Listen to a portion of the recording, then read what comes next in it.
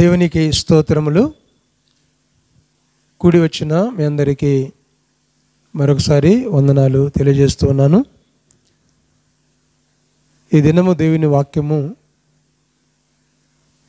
దైవజనుడు లేక రాజు అయినటువంటి కోరేషు గురించి వాక్యాన్ని ధ్యానం చేసుకుందాం.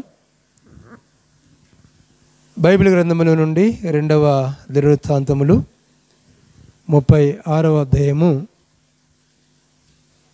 22వ వచనము నుంచి మనము చదువుకుందాం.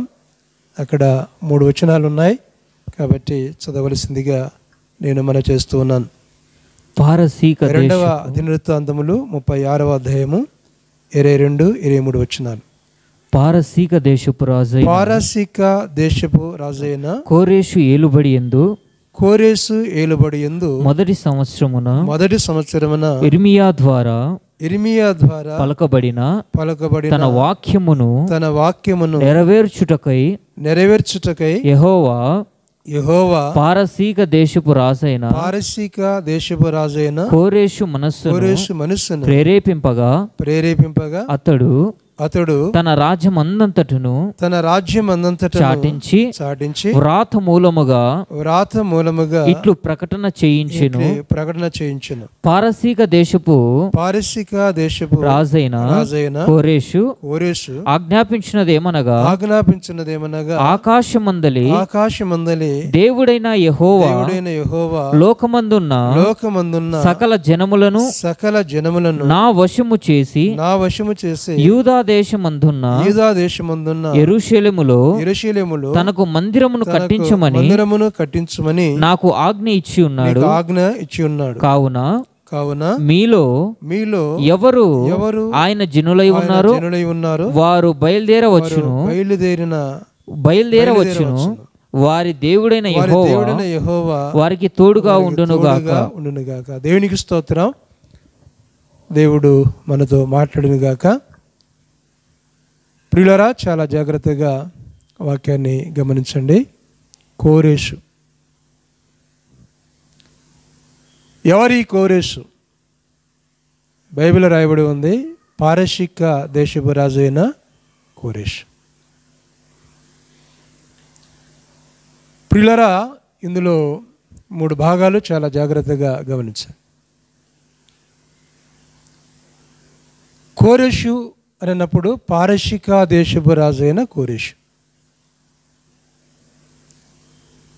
రాజ్యాలు అంటే యేసుక్రీస్తుకు ముందుగా కొన్ని రాజ్యాలు ఉన్నాయి. ఆ రాజ్యాల గురించి దానియేలు గ్రంథంలో మనం చూస్తాం. అంటే అప్పటికే హెబ్రీలు ఉన్నారు, యూదులు ఉన్నారు.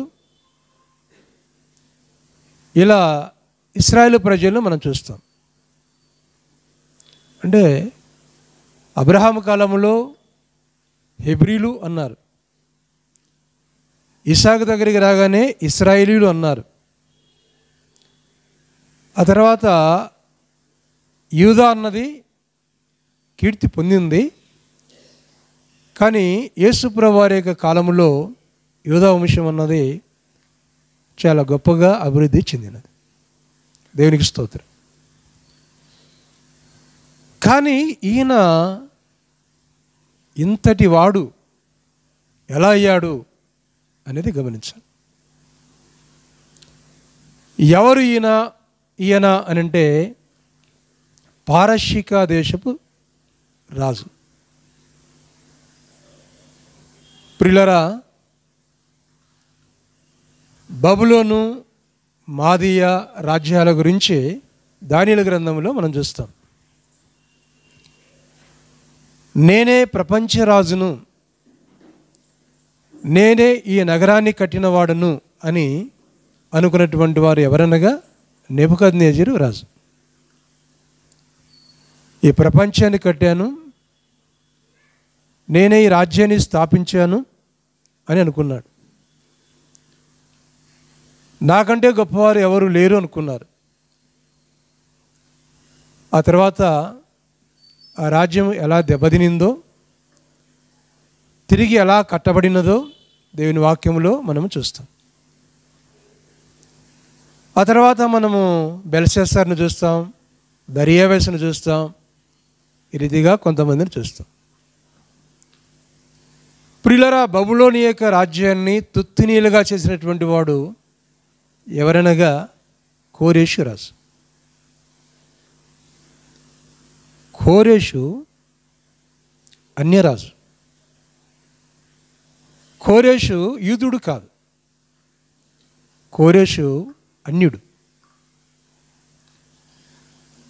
అలాగైతే మనము నెబుకద్నెజరును చూసినా, బెల్షస్సర్ను చూసినా, దర్యావేసును చూసినా, ఇలా అహస్వేరోషు, ఇలా కొంతమంది రాజులు వస్తారు. వాళ్ళంతా కూడా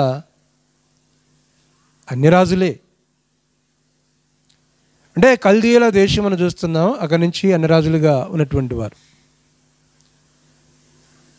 ప్రియులారా, అప్పటిలో కూడా దేవుని నమ్మినటువంటి వారు ఉన్నారు.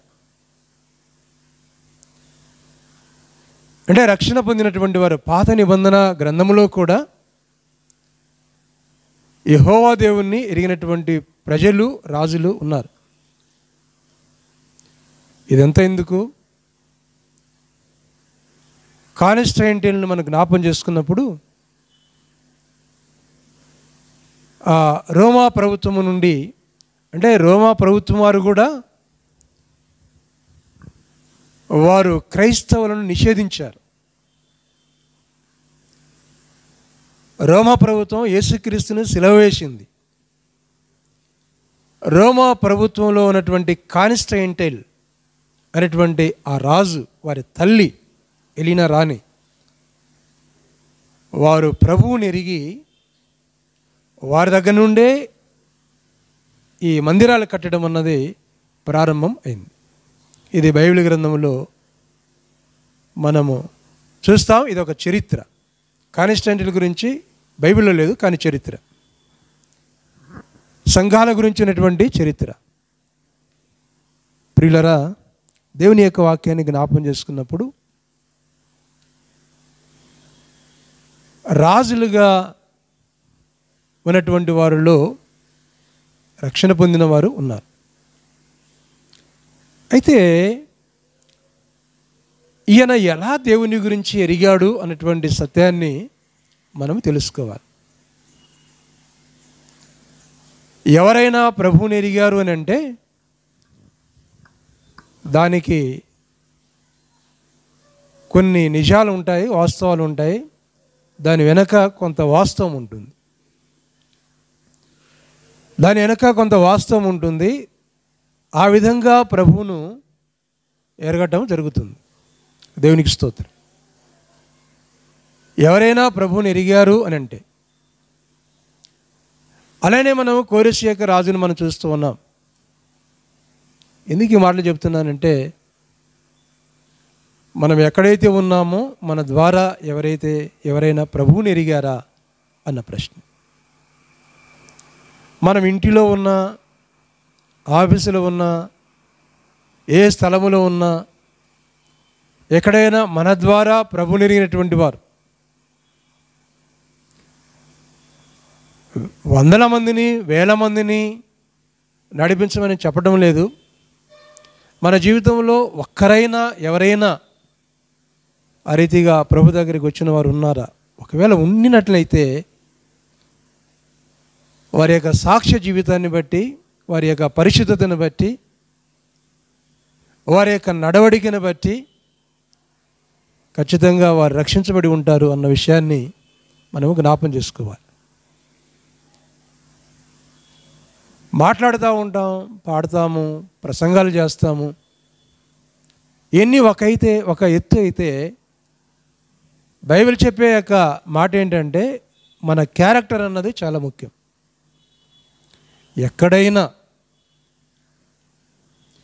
ఎక్కడైనా ఏ స్థలములోనైనా మన యొక్క క్యారెక్టర్ అన్నది చాలా ముఖ్యం. కుటుంబంలో, సంఘములో, బయట, ఎక్కడైనా ఈ క్యారెక్టర్ను చూసే దేవుడు అలాంటి వారిని దేవుడు వాడుకుంటాడు. వాడుకొని అనేకులకు దీవెనకరముగా, ఆశీర్వాదకరముగా ఆయన ఉంచుతాడు. దేవునికి స్తోత్రం. కాబట్టి ప్రియులారా, నేను బైబిల్ను ధ్యానం చేసే సందర్భంలో ఎలా ఎరిగాడు దేవుణ్ణి అని అంటే నాకు అర్థమైంది ఏంటంటే, దానియేలు ద్వారా కోరేషు దేవుని ఎరిగాడు అని అర్థమవుతుంది. ప్రియులారా, దానియేలు ద్వారా అంటే దానియేలు యొక్క జీవితం, దానియేలు యొక్క ప్రవర్తన, దానియేలు యొక్క అభిషేకం, దానియేలు యొక్క శక్తి, దేవుని యొక్క మహిమ కోరేషులోకి వచ్చినట్టు బైబిల్ను బట్టి మనం అర్థం చేసుకోవాలి. ఎలాగనగా దానియేలు గ్రంథం 6వ అధ్యాయం 28వ వచనంలో దానియేలు కాలములో ఈ యొక్క కోరేషు ఉన్నటువంటి సందర్భం బైబిల్ గ్రంథంలో రాయబడి ఉన్నది. చదవండి. దానియేలు గ్రంథం 6వ అధ్యాయం 28వ వచనం. ఈ దానియేలు దర్యావేసు ప్రభుత్వ కాలమందును పారసీకుడగు కోరేషు ప్రభుత్వ కాలమందును వర్ధిల్లెను. దేవునికి స్తోత్రం. బాగా గమనించండి, మనకు అర్థమవుతుంది. కాబోలు అంటే దానియేలు ద్వారా కాబోలు ఈయన ప్రభువుని ఎరిగాడు అని మనకు అర్థమవుతుంది ఖచ్చితంగా. అందుకే బైబిల్ గ్రంథంలో దానియేలు గ్రంథం 6వ అధ్యాయం 28వ వచనంలో అంటే ఈ రాజుల కాలములో, దర్యావేసు కోరేషు యొక్క రాజుల కాలములో ఈ యొక్క దానియేలు వర్ధిల్లును అనే మాట మనం చూస్తూ ఉన్నాం. అన్నప్పుడు ఆనాటి దినాల్లో దానియేలు ద్వారా ప్రభావితమైనటువంటి వారు చాలామంది ఉన్నారు. నెబుకద్నెజరు కూడా ప్రభావితమయ్యాడు. నీ దేవుడే నిజమైన దేవుడు అన్నాడు. అలా స్తుతించడం మనం చూస్తాం. కాబట్టి జ్ఞాపం చేసుకున్నప్పుడు ఈ విధంగా ప్రభువులోకి వచ్చినటువంటి క్రమాన్ని మనం చూస్తూ ఉన్నాం. కాబట్టి ప్రియులారా, దేవుని చేత అభిషేకించబడాలి, దేవుని చేత వాడబడాలి, దేవుడు వారిని ఎంతగానో దీవించాలి అంటే క్రైస్తవుడు పుట్టాల్సిన అక్కరలేదు. అతడు ఏ వర్గములో పుట్టినా, ఏ జాతిలో పుట్టినా, ఎక్కడ పుట్టినా, ఏ స్థలంలో పుట్టినా, తెల్లవాడైనా నల్లవాడైనా ఎవరైనా ఖచ్చితంగా దేవుడు వారిని వాడుకుంటాడు. దీన్ని బట్టి మనకు అర్థమవుతుంది. అంటే దేవునికి పక్షపాతము లేదు. కొత్త నిబంధన కాదు, పాత నిబంధన గ్రంథములనే మనం చూస్తూ ఉన్నాం. దేవునికి పక్షపాతము లేదు. All are equal to in the sight of God. అంతే. దేవుని యొక్క దృష్టిలో అందరూ ఎలా ఉన్నారంటే అందరూ సమానముగా ఉన్నారు. మనిషి దేవుని యొక్క పోలిక.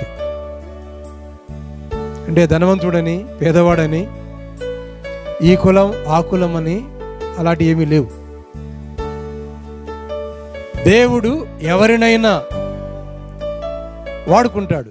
అంటే రక్షించబడినటువంటి వారిని ఎవరినైనా ఆయన వాడుకుంటాడు అని మనకు అర్థమవుతుంది. అందుకే ప్రియ దేవుని బిడ్డలారా, రోమీయులకు రాసిన పత్రిక 3వ అధ్యాయము 22వ వచనం 23వ వచనాన్ని మనం చదువుకున్నప్పుడు అక్కడ ఏమి రాయబడి ఉన్నది? అది యేసుక్రీస్తు నందలి విశ్వాస మూలమైనది నమ్ము వారికందరికి కలుగు దేవుని నీతి అయి ఉన్నది. నమ్ము వారందరికి కలుగు దేవుని నీతి అయి ఉన్నది. నమ్ము వారందరికీ అన్నాడు.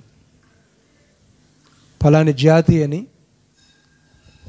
ఫలాని రెడ్డి అని, ఫలా మాదిగ అని, ఫలా మాల అని,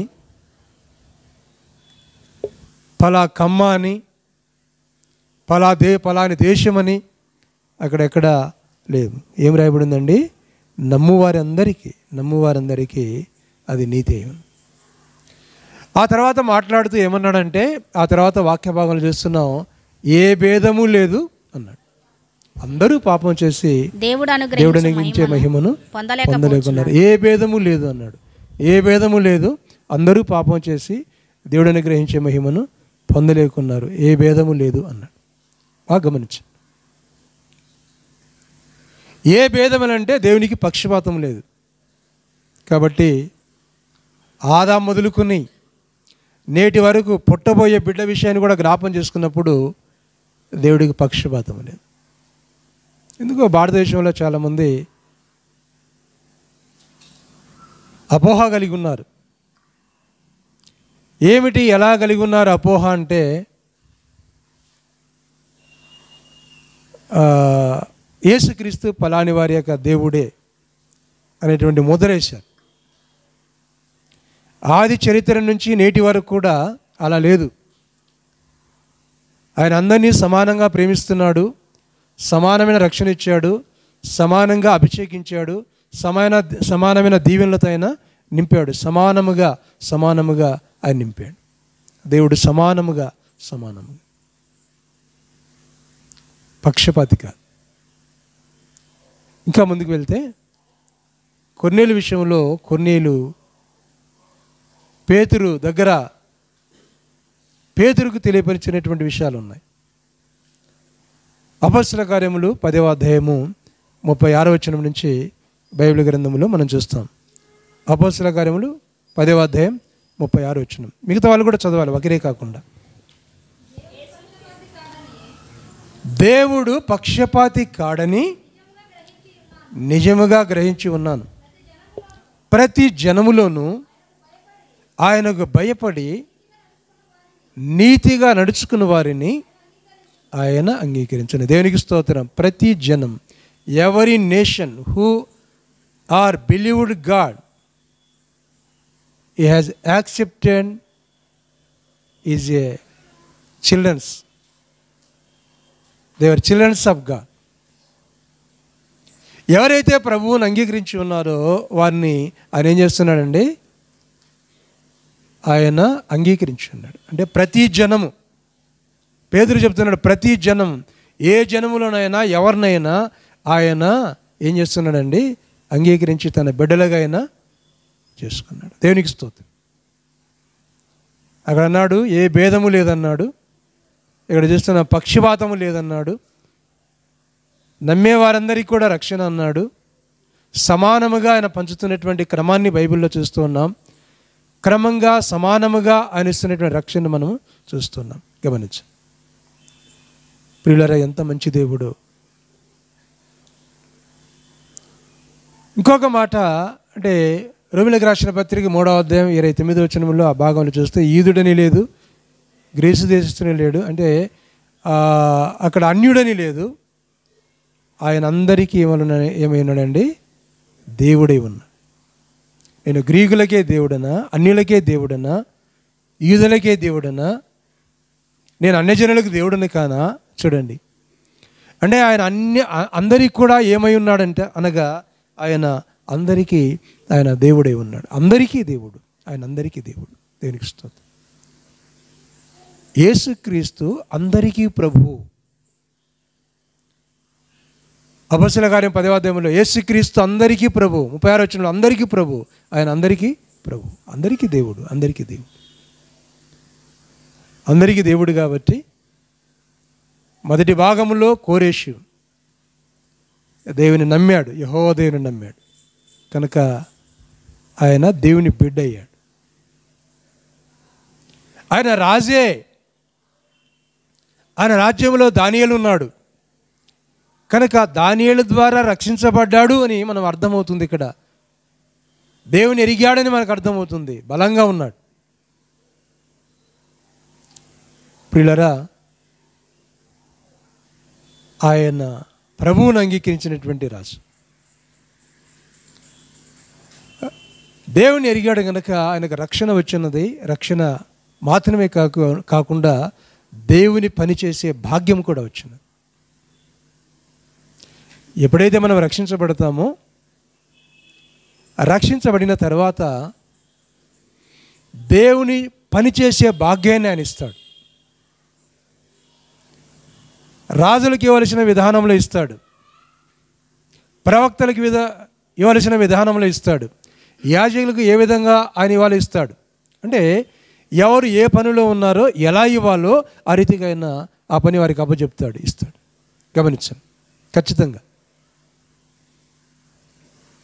మోషే ప్రవక్త, మోషే రాజు కాదు. అబ్రహాము ప్రవక్త. ప్రియులరా, దావీదు మహారాజు, ఆయన రాజు, ఆయన యాజకుడు కాదు, రాజు. కానీ కొన్ని సందర్భాల్లో వాళ్ళు చేసిన పని కొన్ని దేవుడు అప్పచెప్పినప్పుడు ఆ యాజక పనులు మనం కొన్ని పనులు మనం చూస్తాం. ప్రియ దేవుని బిడ్డలారా, కోరేషు రాజును కూడా దేవుడు ఏర్పాటు చేసుకున్నాడు. అభిషేకము రెండవది. ఇశ్రాయేలు ప్రజల్లో రాజులుగా అభిషేకిస్తారని, ప్రవక్తలుగా అభిషేకిస్తారని, యాజకులుగా అభిషేకిస్తారని గతంలో కొన్ని లేఖన భాగాలు నేను చెప్పాను. ప్రియ దేవుని బిడ్డలారా, యేసుక్రీస్తుకు ముందుగా అభిషక్తుడు అని పిలబడినవాడు బైబిల్ గ్రంథంలో ఎవరు అనగా ఈ కోరేష్. దేవునికి స్తోత్రం, హల్లెలూయా. అభిషక్తుడు. ఈ అభిషక్తుడైనటువంటి మాట ఇశ్రాయేలు ప్రజల రాజులకు సంబంధించినది, ఇశ్రాయేలు ప్రవక్తలకు సంబంధించినది, ఇశ్రాయేలు యొక్క యాజకులకు సంబంధించినది. ఆ మాట వాళ్ళకి సంబంధించింది. అంత గొప్ప మాట. దేవుడు అంత గొప్ప భాగ్యాన్ని ఇచ్చాడు ఈ యొక్క కోరేషు రాజుకు. కాబట్టి 200 సంవత్సరాలు అంటే క్రీస్తుపురం 439 ఆ సందర్భాన్ని జ్ఞాపం చేసుకున్నప్పుడు బబులోని యొక్క రాజ్యాన్ని కూలదోశాడు. తర్వాత ఆయన రాజ్యం 200 సంవత్సరాలు ఆ పారసీక రాజ్యం అలానే నిలిచి ఉన్నది. ప్రియులారా, అభిషక్తుడు ఎంత గొప్ప భాగ్యమో. అవునండి, ఎవరైతే ప్రభువుని ఎరుగుతారో ఎరిగిన తర్వాత ఆయన వారిని అలా దీవిస్తాడు, అలా వాడుకుంటాడు, అలా బలపరుస్తాడు. దేవునిలో ఎంత లోతుగా ఉంటే అంత లోతైనటువంటి దీవెన, అంత లోతైనటువంటి ఆశీర్వాదాలు వారి మీద దేవుడు కుమ్మరిస్తాడు. కాబట్టి ఎంత గొప్పగా దీవించాడో దేవుడు కోరేషును. ఇశ్రాయేలు ప్రజలకు రాజులుగా ఎవరు ఉండేవారు? ఇశ్రాయేలు ప్రజలే. ప్రవక్తలుగా ఎవరు ఉండేవారు? ఇశ్రాయేలు ప్రజలే. యాజకులుగా ఎవరు ఉండేవాళ్ళు? ఇశ్రాయేలు ప్రజలే. వారినే కదా అభిషేకించింది. కానీ పారసీక దేశపు రాజు ఇశ్రాయేలు కాడే, అన్యరాజును దేవుడు అభిషేకించాడు అన్న సందర్భాన్ని చూసినప్పుడు ఎంత గొప్ప దీవెను. అభిషేకం అన్నది చాలా గొప్పది. అభిషేకం అన్నది ఎలాంటి గొప్పది అంటే, అభిషేకం అన్నది అంటే ఈ అభిషేకం అన్నది అంటే నీ వంశానికి, నీ జీవితంలో, నీ కుటుంబానికి అది ఎల్లకాలమునుగాక అని చెప్పబడింది అభిషేకం. అభిషేకం అన్నది ఒకరితో ఉండేది కాదు, అంటే ఒక్కరి వరకే ఉండేది కాదు. అభిషేకం అన్నది ఆ అభిషేకం యొక్క విలువ అది, అభిషేకం యొక్క విలువ అది. కాబట్టి ఎంత విలువైనదో ఒకసారి గమనించండి, ఎంత విలువైనదో. అందుకే రాజుల గ్రంథంలో మనం చూసినప్పుడు వారి వంశాలను, రాజుల చరిత్రలో ఒకరి తర్వాత ఒకరిని అభిషేకించేటువంటి క్రమం మన బైబిల్ గ్రంథంలో చూస్తున్నాం. సౌలు మొదలుకొని ఇంకా తర్వాత మనం చూస్తే అభిషేకించేటటువంటి విధానాలు మనం చూస్తున్నాం. అంటే వారి కుటుంబాలను దేవుడు ఏం చేశాడనగా అభిషేకించాడు. వారి కుటుంబాలను దేవుడు అభిషేకించాడు. 2వ సమూయేలు గ్రంథం 22వ అధ్యాయము మనము 31వ వచనం జ్ఞాపం చేసుకున్నప్పుడు 51వ వచనం. 22వ అధ్యాయం, 2వ సమూయేలు గ్రంథం 22వ అధ్యాయం 51 వచనం.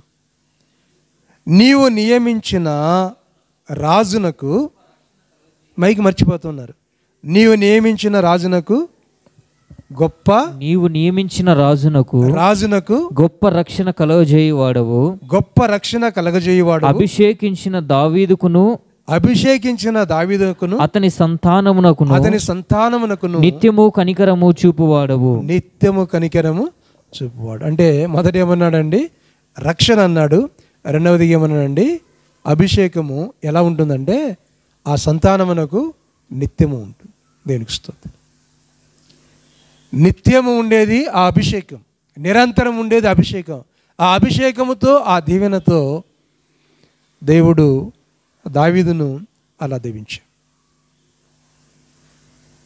దావీదు కూడా చిన్న వయసు నుంచి బలంగా ఉన్నవాడు. దేవుడు చాలా బలంగా ఉన్నవాడు. దావీదు మహారాజు చాలా బలంగా ఉన్నాడు దేవునిలో. అభిషేకం నీ చేతుల నుంచి వచ్చేది కాదు, అభిషేకం నీ ఆయిల్ నుంచి వచ్చేది కాదు. బైబిల్ కాలేజీలో చదువుకొని ఆయిల్ చేత అభిషేకించబడిన వారు చాలామంది ఉన్నారు. కానీ వాళ్ళంతా పరిచర్య చేయడం వల్లే, దేవుడు వారిని వాడుకోవడం వల్లే. దేవుని పిలుపు ఉండాలి. ఎక్కడి నుంచి ఉండాలి? పరలోకం నుంచి ఉండాలి ఆయన పిలుపు. ఆయన ఏర్పాటు ఉండాలి. అందరిని ఏర్పాటు చేసుకోవడం ఆయన సేవ నిమిత్తం.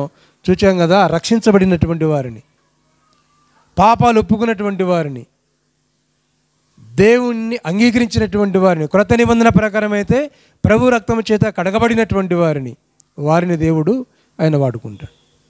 పిల్లలు గమనించండి, ఆ అభిషేకం 133 చూస్తున్నాం.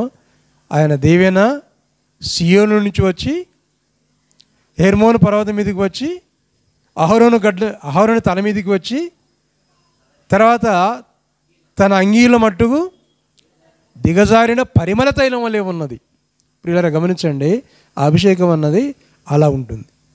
కొంతమంది అంటూ ఉంటారులే, మేము చేతులు ప్రార్థన చేస్తే మీకు అభిషేకం వస్తుంది అని. అదంతా ఒట్టిది. ముందు దేవుడు గుర్తించాలి దేవుని అభిషేకం, ఆ తర్వాత సంఘం గుర్తిస్తుంది. అది వేరే సంగతి. ప్రియులారా చూడండి, అంత విలువైనది అభిషేకం, అంత విలువైనది అభిషేకం. పౌలు పరలోకపు దర్శనాన్ని చూచాడు. ఆయన మాట్లాడుతూ, అంటే 9వ అధ్యాయంలో పౌలు యొక్క జీవిత చరిత్ర అపోస్తల కార్యములో ఉంటుంది, 22వ అధ్యాయంలో ఉంటుంది ఆయన యొక్క జీవిత చరిత్ర. 22వ అధ్యాయంలో అంటాడు, నేను దేవుణ్ణి యేసుక్రీస్తుని చూచాను అంటాడు. చూడండి, అది ఎంత గొప్ప దీవెన, ఎందుకైనా మంచిది. చూడండి, అక్కడ మన అపోస్తల కార్యములో 22వ అధ్యాయంలో ఎవరైనా తీసిన వాళ్ళు ఉంటే చూడండి.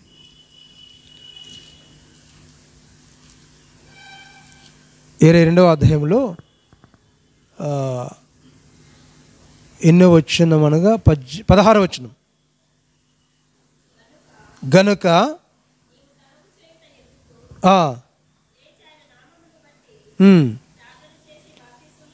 ప్రార్థన చేసి బ్యాప్టిజం పొంది నీ పాపములు కడిగి వేసుకున్నామని చెప్పాను. అంతటా నేను యెరూషలేమునకు తిరిగి వచ్చి దేవాలయములో ప్రార్థన చేయుచుండగా పరవశుడనై ప్రభువును చూచి తిని. ఇది అనుభవం. ప్రియులారా, ఎలాంటి అనుభవం? ఆ అనుభవాన్ని మనం చూస్తున్నాం. దేవుని ఆలయములో ప్రార్థన చేస్తూ ఉండగా, meanwhile I am praying in the presence in the God church, I saw to the God. ఎవరిని చూశానండి? ప్రభువును చూచితిని. ఏమన్నాడు ఇక్కడ? ఎవరిని చూశాడంట? ప్రభుని. ప్రభు అంటే యెహోవా దేవుడు కావచ్చు, యేసుక్రీస్తు కావచ్చు, ఎవరైనా పరిశుద్ధ కావచ్చు. ఏమంటున్నానండి? నేను ప్రార్థన చేయుచు ఉండగా ప్రభువును చూచితిని. ఇదే మాట ఒక ఆయన అన్నాడు. శిష్యులు ఒక ఆయన పద్మాసు దీపంలో పరవాసినై నేను ప్రభు దర్శనమందు ప్రభువును చూచాను. ఈ అనుభవాలు దానియేలు అనుభవంలో చాలా ఉన్నాయి. దానియేలు అనుభవంలో చాలా ఉన్నాయి. ప్రభువును చూసే విధానము దానియేలు గ్రంథంలో చాలా ఉన్నాయి. ప్రియులారా గమనించు, ప్రభువును చూడడం, అందుకే ఈయనకు అభిషేకం వచ్చింది. అభిషేకం గురించి మాట్లాడుతున్న అభిషేకం వచ్చింది ఎవరికి? పౌలు గారికి అభిషేకం వచ్చింది. బైబిల్ గ్రంథంలో ఈ 2వ కొరింథీయులకు రాసిన పత్రిక 1వ అధ్యాయము 21వ వచనములో ఆయన అంటాడు. 1వ అధ్యాయం 21వ వచనం. సరే 2వ కొరింథీ సరే చదవండి. 1:1 మీతో కూడా క్రీస్తునందు నిలిచి ఉండినట్లుగా మమ్మల్ని స్థిరపరిచి అభిషేకించిన వాడు దేవుడే. ఆయన మనకు ముద్ర వేసి మన హృదయములో మనకు ఆత్మను సంచకరువును అనుగ్రహించండి. ఒక మైక్ ఎనికి పంపించండి ఉంటే గిన. ప్రియులారా, దేవుని వాక్యాన్ని గమనించండి, దేవుని మాటలు గమనించండి, దేవుని వాక్యాన్ని గమనించండి. మాకు ముద్ర వేసి మమ్మల్ని అభిషేకించిన వాడు ఎవరండి? పిల్లలు ఇవ్వండి. అభిషేకించిన వాడు దేవుడే. ఎవరంటే అభిషేకించిన వాడు దేవుడే. ప్రియులారా, దేవుని యొక్క వాక్యాన్ని గమనించండి. మాకు ముద్ర వేసి మమ్మల్ని అభిషేకించిన వాడు దేవుడే పౌలు గారు అంటున్నారు. అంటే ఊరికి వచ్చింది అభిషేకము. ఆ సేవకుడు ఆయిల్ మీద వేసి అభిషేకిస్తే అభిషేకం అయిపోయిందా? అభిషేకించబడ్డామా? ప్రియులరా, పరలోకములో ఉన్న దేవుడు గుర్తించి అభిషేకాన్ని పంపిస్తాడు. చూడండి, ఈ కోవలో ఎవరున్నారనగా అన్యుడైనటువంటి కోరేషు ఉన్నాడు. ఎంత గొప్ప దీవెన! యెషయా గ్రంథం 44వ అధ్యాయం 28వ వచనం. ఆల్రెడీ తీసుంటారనుకుంటాను. 44వ అధ్యాయం 28వ వచనం. యెషయా గ్రంథం. ఎందుకు తలాట్లు ఊపేది? మైక్ ఇచ్చినప్పుడు ఇట్లా కోరేషుతో నా మంద కాపరి నా చిత్తమంతయు నెరవేర్చువాడా అని చెప్పువాడని నేనే. యెరూషలేముతో నీవు కట్టబడదువనియు. ఇది తర్వాత చూద్దాము. 45వ అధ్యాయానికి రండి. 45వ అధ్యాయం 2వ వచనం. నేను నీకు ముందుగా పోవచ్చు. మొదటి నుంచి చూడండి. మొదటి నుంచి. అతని పక్షమున జనములను జయించుటకు నేను అతని కుడి చేతిని పట్టుకుని ఉన్నాను. నేను రాజుల నడికట్లను విప్పెదను. ద్వారములు అతని ఎదుట తలుపు తీసేదను అని యెహోవా తాను అభిషేకించిన కోరేషును గురించి సెలవిచ్చుచున్నాడు. ఎవరి గురించి అండి? తాను అభిషేకించిన కోరేషు. ఏమన్నాడండి? తాను అభిషేకించిన కోరేషు. ప్రియులా, జ్ఞాపం చేసుకుందాం. తాను అభిషేకం అంటే దేవుడు అభిషేకించ అంటే దేవుడు ఎవరి చేయిని పట్టుకున్నాడండి? కోరేషు చేయిని పట్టుకున్నాడు. దేవునికి స్తోత్రం, హల్లెలూయా. ఎవరి చేయిని పట్టుకున్నాడండి? కోరేషు చేయిని పట్టుకున్నాడు. కోరేషు చేయి పట్టుకొని కోరేషుని చేశాడు, అభిషేకించాడు. దేవునికి స్తోత్రం. ఎంత గొప్ప కార్యం! అన్యుడిగా ఉన్నటువంటి ఈ కోరేషు దేవుని చేత అంటే రక్షణ పొంది దానియేలు యొక్క ఆ భక్తి జీవితంలో ఈయన యొక్క రాజ్యంలో వారు ఉన్నప్పుడు ఆయన రక్షణ పొంది తర్వాత దేవునికి మహిమకరముగా ఎంత గొప్ప దీవెనకరముగా ఉన్నాడో జ్ఞాపం చేసుకో. సోదరి సోదరులారా, దేవుడు అభిషేకించాడు ఈయనను. రక్షించబడ్డాడు కాబట్టి అభిషేకించబడ్డాడు. పరిశుద్ధత ఉన్నది కాబట్టి అభిషేకించబడ్డాడు. అభిషేకించబడిన ఈయన మూడో పని ఏంటంటే దేవుని మందిరం. దేవుని మందిరం అన్నప్పుడు మనకు దావీదు మహారాజు జ్ఞాపకం వస్తాడు. దేవుని మందిరం అన్నప్పుడు దావీదు మహారాజు జ్ఞాపకం వస్తాడు. ప్రియ దేవుని బిడ్డలారా, జ్ఞాపం చేసుకుందాం. ఇక్కడ వాక్యాన్ని జ్ఞాపం చేసుకున్నప్పుడు అంటే యెరూషలేములో మందిరం పడగొట్టబడి ఉన్నది. నెబుకద్నెజరు యొక్క రాజుకాలంలో పడగొట్టబడి ఉన్నది. ఆ యూదులు చెల్లా చెదరైపోయి ఉన్నారు. యూదులు మరొక ప్రాంతానికి వెళ్ళిపోయి ఉన్నారు. ఆ మందిరం కట్టబడాలి కాబట్టి మందిరం కట్టే విషయంలో ఎవరికిచ్చాడు దేవుడు? భాగ్యాన్ని కోరేషుకిచ్చాడు.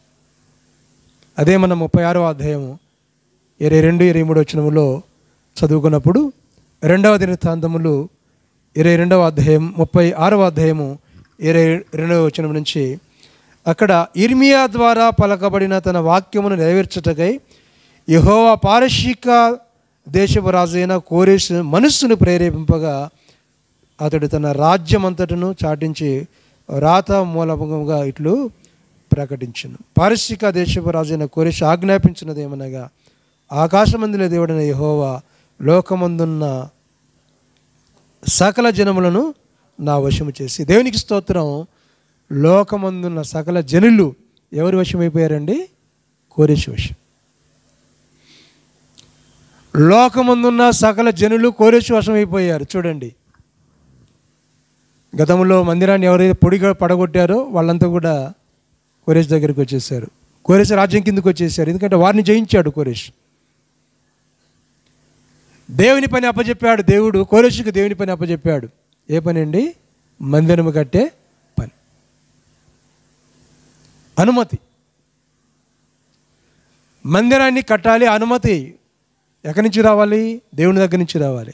దేవుడు ఎవరికి ఇచ్చాడు? కోరెషుకి ఇచ్చాడు. కోరెషు ఆ రాజ్యంలో రాజుగా ఉన్నాడు. ఇప్పుడు యెరూషలేము దగ్గరికి వెళ్ళిపోవాలి. యెరూషలేము ఎవరి స్వాధీనంలో ఉన్నది అనగా కోరెషు యొక్క స్వాధీనంలో ఉంది. ప్రియులారా, ఆయన ఆజ్ఞాపించాలి, అనుమతించాలి. మందిరం కట్టుకోవడానికి అనుమతించాలి. ఎంత గొప్ప కార్యం జరిగినదో. 70 సంవత్సరాలు చాలా బాధపడ్డారు, బానిసలుగా ఉన్నారు.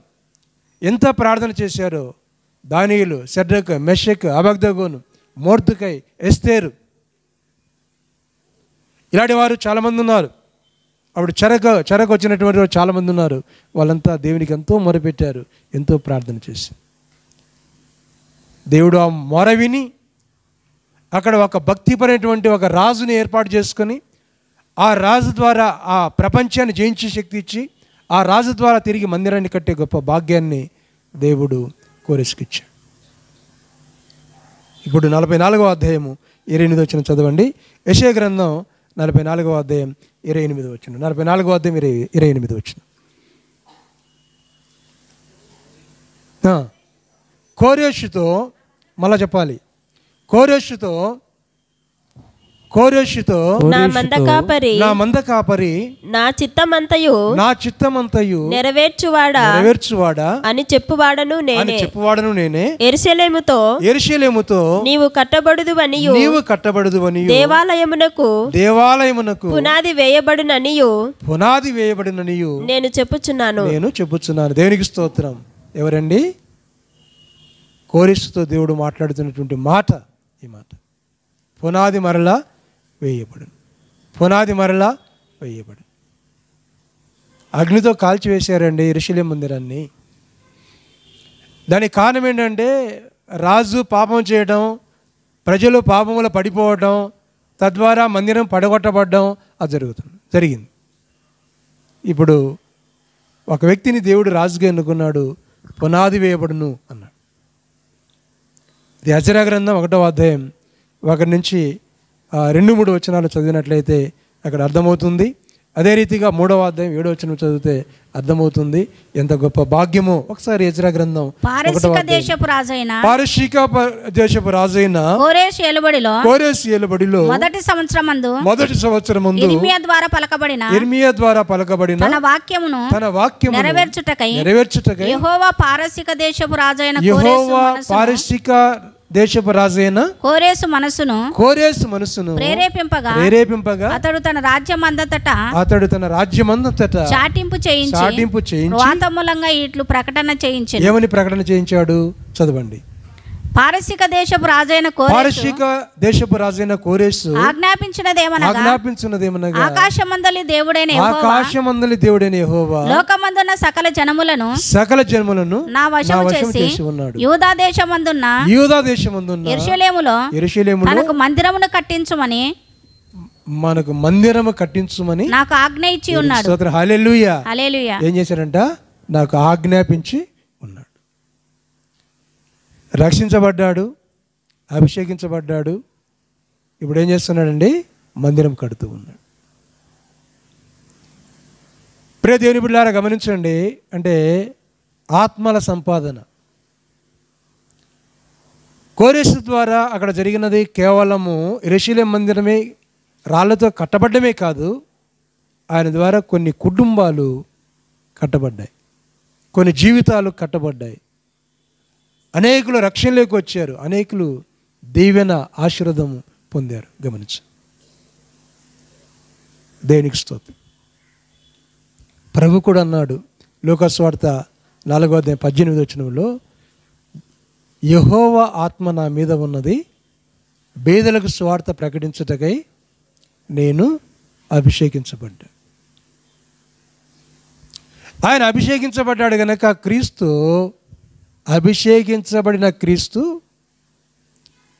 కుళ్ళిపోలేదు అని బైబిల్ గ్రంథంలో సెలవిస్తుంది.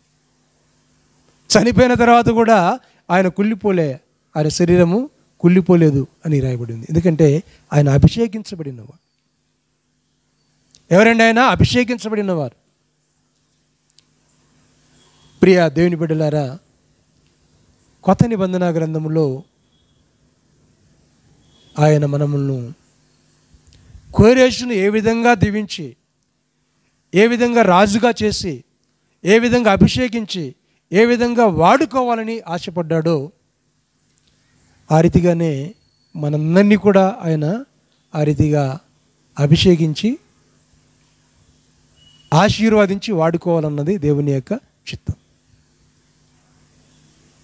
కానీ కోరేషుతో ఒక మాట అన్నాడు, నా చిత్తమంతా నెరవేర్చువాడా అన్నాడు. ఏమన్నాడండి? నా చిత్తమంతా నెరవేర్చువాడు. ఇప్పుడు జ్ఞాపం చేసుకుందాం, మనం దేవుని చిత్తాన్ని నెరవేర్చేవారుగా ఉండాలి. దేవుని చిత్తము మన పట్ల కాకుండా మన చిత్తాన్ని, మన ఆలోచనలు, మన తలంపులు మన ప్రకారం వెళ్తూ ఉంటే దేవుడు వాడుకోడు. నా చిత్తము నెరవేర్చేవాడు కోరేషు. గమనించండి, దేవుని చిత్తాన్ని నెరవేర్చేవాడు కోరేషు. కాబట్టి ఇప్పుడు మందిరాలు కట్టబడాలి, ఆత్మీయ మందిరాలు కట్టబడాలి అని అన్నప్పుడు కోరేషులాగా మనము ఉండాలి. కోరేషు యొక్క జీవితం, కోరేషు యొక్క ఆ త్యాగము, కోరేషు యొక్క పరిశుద్ధత చాలా గొప్పది. కోరేషు కంటే గొప్పవారు ఎవరండి? యేసుక్రీస్తు. యేసుక్రీస్తు ద్వారా స్థాపించబడి ఉన్నది సంఘం. 16:18 కదా, మత్తయి సువార్త 16:18, ఈ బండ మీద నా సంఘమును స్థాపించుదును, పాతాళ లోక ద్వారములు దాని ఎదుట నిలవనీరు. జ్ఞాపం చేసుకుంది దేవుని సంఘం. కాబట్టి ఏమిటి ఆయన సంఘం? అపొస్తలుల కార్యం 20వ అధ్యాయంలో మనం చూస్తాం, దేవుడు తన స్వరక్తం ఇచ్చి సంపాదించినదే ఆయన సంఘం. అంటే క్రొత్త నిబంధన అని మనం అనుకుంటున్నామేమో, పాత నిబంధన గ్రంథంలో కూడా ఆయన స్వరక్తమే, ఆయన స్వకీయ జనమే. అందుకే వారు ఈరని లేదు, అందరూ ఎవరైనా క్రీస్తునందు ఎవరైతే ఉన్నారో, ఎవరైతే క్రీస్తునందు ఉన్నారో వారంతా ఆయన బిడ్డలే. ఎవరైతే ఆయన అంగీకరిస్తున్నారో 5:4 యోహాను సువార్తలో, నా మాట విని నన్ను పంపిన వాని యందు విశ్వాసముంచువాడు నిత్యజీవము కలిగిన వాడు, వాడు మరణములోనికి రాక, తీర్పులోనికి రాక, మరణముల నుండి జీవములోనికి దాటి ఉన్నాడు. జ్ఞాపం చేసుకుందాం ప్రియ సోదరుడా, సోదరి. ఎవరికి లేనటువంటి ఆధిక్యత కోరేషుకు వచ్చినది. కారణం ఏంటంటే కోరేషు ఒక అన్యుడిగా ఉండి ఎవరికి భయపడక ప్రభువుని అంగీకరించాడు. ఈరోజు ఒక గొప్ప వ్యక్తి, అన్యుడిగా ఉన్న వ్యక్తి, ఒక మోదీ అనుకుందాం, ప్రభువుని అంగీకరించాలంటే అంగీకరిస్తాడా? చాలా కష్టం. అంగీకరిద్దామన్నా వెనక ఎంతోమంది ఉంటారు. ఒకవేళ అంగీకరించాడు అనుకోండి, మోడీ ప్రధాని గారు, గౌరవనీయులు ప్రధాని గారు మోడీ ప్రభువుని అంగీకరించాడు అనుకోండి, ఎంత దీవెనో, ఎంత అభిషేకమో, ఎంత ఆశీర్వాదమో. అంత మాత్రమే కాదు, నిత్యత్వం, పరలోకం. గమనించు. అంటే మోడీ ఏ స్థానంలో ఉన్నాడో, మన భారత ప్రధాని మోడీ ఏ స్థానంలో ఉన్నాడో అంతకంటే గొప్ప స్థానంలో ఉన్నవాడు కోరేషు. ఆయన ప్రభువుని అంగీకరించడం ద్వారా ఎంతగానో దీవించబడ్డాడు. ఎన్నో ఆత్మలను కట్టగలిగినాడు. మందిరాన్ని కట్టే భాగ్యాన్ని కూడా ఆయన కలిగి ఉన్నాడు. ఈ విషయాలు యెజ్రా గ్రంథంలో చాలా చాలా విషయాలు ఆయన గురించి ఉన్నాయి. కాబట్టి జ్ఞాపం చేసుకుందాం. మనం కూడా ప్రభువుని అంగీకరిస్తే, రక్షణ పొందితే అభిషేకం వస్తుంది. తద్వారా మనం దేవుడు వాడుకుంటాడు. ఎలా వాడుకుంటాడండి? పనిముట్లుగా ఆయన వాడుకుంటాడు. నాకు జ్ఞాపకం వచ్చింది దేవుని వాక్యము, అపొస్తలుల కార్యములో ఒక వాక్యము రాయబడి ఉన్నది. ఈయన గురించి మాట్లాడుతూ, అంటే పౌలు గారు అంటారు, నేను గ్రీకు దేశస్థులకును, తర్వాత యూదులకును, తర్వాత అన్యులకును అంటాడు. రక్షణ పొందిన తర్వాత ఆయనకు వచ్చినటువంటి భాగ్యము ఎంత గొప్ప ధన్యత. చివరి అధ్యాయాల్లో మనము ఆ విషయాలు చూస్తాం. అది చూసుకుని మనము ముగించుకుందాం. ప్రియులరా, 26వ అధ్యాయము 20వ వచనం. మొదట దమస్కులోని వారికిని యెరూషలేములోను యూదయ దేశమంతటను తరువాత అన్యజనులకును వారు మారు మనసు పొంది దేవుని తట్టు తిరిగి మారు మనసునకు తగిన క్రియలు చేయవలనని ప్రకటించుచుంటిని. ఎవరికండి? దమస్కులోని వారికి అన్నాడు, యూదయ వారికి అన్నాడు, మూడవదిగా ఎవరన్నానండి? అన్యులకు అన్నాడు. అంటే నిన్ను ఎన్నుకున్నది రాజుల ఎదుట, అన్యుల ఎదుట అని ముందుగా చెప్పాడు, అది చూస్తున్నా. కానీ ఇక్కడ ఆయన చెప్తున్నాడు 26వ అధ్యాయం 20వ వచనంలో, దమస్కులోని వారికి, యూదా వారికి, తర్వాత ఎవరికి అండి?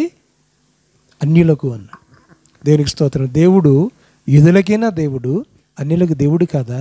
ఆయన అన్యులకు దేవుడు, ఆయన అందరికీ దేవుడు. అందరికీ దేవుడు కనుక అందరినీ ఆయన వాడుకుంటాడు. ఏ భేదం ఆయనకు లేదు. భేదం మనం చూపిస్తున్నాం దేవునిలో, లోకం చూపిస్తుంది, యేసుక్రీస్తుని చూపించి పలానివాడని చూపిస్తుంది. కానీ ఆయనలో ఏ భేదము లేదు. ఏ భేదము లేదు కనుకనే అందరి కొరకు తన ప్రాణాన్ని పెట్టాడు, తన రక్తాన్ని కార్చాడు. ఆయన ద్వారానే మనకు నిత్య జీవం ఉన్నది. ఆయన రాజ్యంలో మనం ఉన్నట్లయితే ధన్యులం అవుతాం. దేవునికి స్తోత్రం. దేవుడి మాటలు దీవించి ఆశీర్వదించునుగా.